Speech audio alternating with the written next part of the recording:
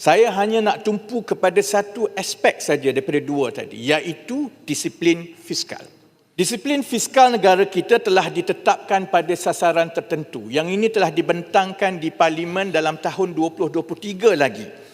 Supaya jumlah pinjaman baru yang diambil setiap tahun itu berkurang dari satu tahun ke satu tahun dengan sasaran menjelang tahun 2028 jumlah keseluruhan hutang negara itu berada dalam keadaan yang terkawal. Sasaran kerajaan ialah untuk mencapai, dengan izin Tan Sri Yang di-Pertua, apa yang disebut sebagai fiscal glide ataupun penurunan defisit secara berkala mengikut sasaran berikut. Dari defisit fiskal 6% yang diwarisi dalam belanjawan 2022 mesti turun kepada 5% dalam belanjawan 2023, kepada 4.3% belanjawan 2024, kepada 3.8% defisit dalam belanjawan 2025 dan dalam belanjawan 2026 yang baru dibentangkan tahun lepas, sepatutnya kita mencapai fiscal glide sebanyak 3.5%. Itu sasaran kita.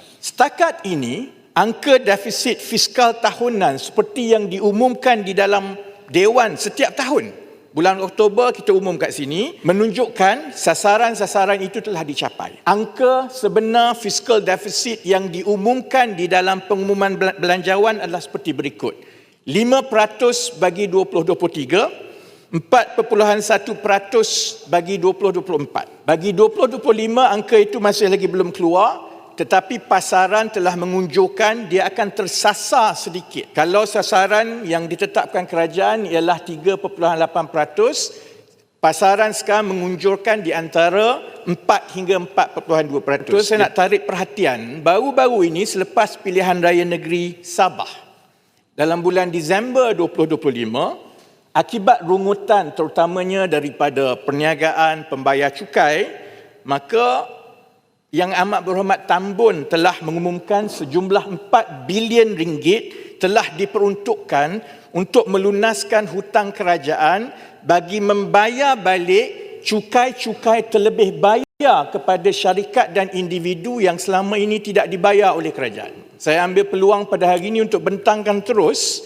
dan lontarkan persoalan itu kepada Dewan untuk dijawab oleh Kementerian Kewangan pada masa penggulungan nanti. Walaupun Yang Amat Berhormat Tan Bun mengumumkan peruntukan 4 bilion dan jumlah itu bunyi besar kepada rakyat, sebenarnya yang belum diumumkan atau belum ditanya atau belum dijawab ialah berapa sebenarnya jumlah cukai yang tertunggak, yang terlebih bayar oleh rakyat yang belum dibayar oleh kerajaan. Berapa banyak cukai yang terlebih bayar ini tetapi belum dipulangkan kepada pembayar cukai. Sebenarnya angka ini ada tiap-tiap tahun. Dia ada dalam satu lagi laporan lain yang dipanggil Penyata Kewangan Kerajaan Persekutuan. Yang terkini adalah bagi tahun 2024 di muka surat 48 carta 30. Komitmen bayaran balik cukai Kerajaan Persekutuan sebenarnya telah meningkat mendadak dari jumlah 14.6 bilion dalam tahun 2020 meningkat kepada 21.8 bilion tahun 2021, terus meningkat kepada 25.7 bilion tahun 2022, naik lagi 25.5 bilion tahun 2023 dan yang terakhir bagi tahun 2024 mengikut laporan rasmi, hutang kerajaan yang tak bayar balik cukai terlebih bayar yang terlebih kutip daripada rakyat ini telah mencecah 33.3 bilion ringgit. Itu untuk 2024. Kita dah masuk 2026. Maksudnya berdasarkan trend ini, pada firasat saya lah Tan Sri Yang di-Pertua, tunggakan bayaran balik cukai bagi tahun 2025 besar kemungkinan adalah jauh lebih besar daripada 33.3 bilion, iaitu angka terakhir 2024. Tapi isu tersirat yang lebih besar sebenarnya jauh lebih mendalam daripada soal 33.3 bilion yang kerajaan berhutang kepada rakyat. Isunya begini, dia berkait dengan persoalan naratif ekonomi yang saya sebut tadi. kita beritahu kepada satu dunia, naratif ekonomi kita ialah kita mempunyai disiplin fiskal yang baik, kita mengawal perbelanjaan kita, kita kurangkan rasuah, sebab itu kita berjaya kurangkan defisit kita, fiscal glide kita dari 1 tahun ke 1 tahun dan 1 tahun. Tetapi kalau kita tengok kepada jumlah yang tidak dibayar balik tadi, sebenarnya berapakah angka defisit yang sebenarnya sekiranya bayaran balik ini dipulangkan dan disempurnakan seperti yang sepatutnya kepada rakyat? Kita sebagai sebuah kerajaan mengamalkan perakaunan tunai. Dengan izin Tan Sri Yang Pertua, kita mengamalkan cash accounting, bukannya accrual accounting. Dalam cash accounting itu maksudnya begini, semua yang kita kutip ini walaupun bukan kita punya pun, kita akan isytiharkan sebagai hasil kita. Bila kita bayar balik, baru kita tolak. Apa-apa saja yang dikutip walaupun bukan milik kerajaan, walaupun kena bayar balik nanti, itu tetap diisytiharkan sebagai hasil kerajaan persekutuan.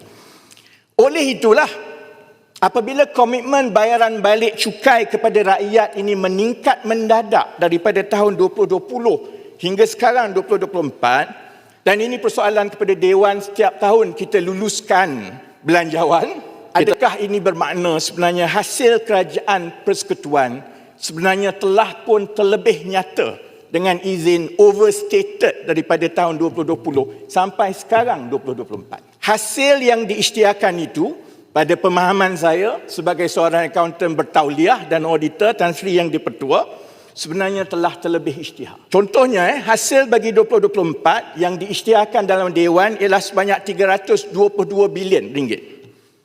Tercatat di muka surat 137 dokumen belanjawan 2025 bahagian seksyen hasil kerajaan.